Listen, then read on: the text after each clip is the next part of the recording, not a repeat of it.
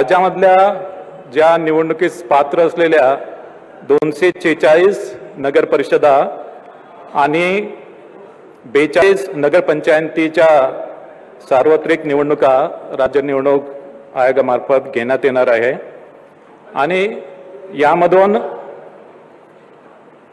एकूण 6859 सदस्य आणि 288 अध्यक्ष यांची निवड होणार आहे। 246 नगरपरिषदांमध्ये 10 नवनिर्मित नगरपरिषदांचा समावेश आहे आणि 236 नगरपरिषदांची मुदत यापूर्वीच संपलेली आहे।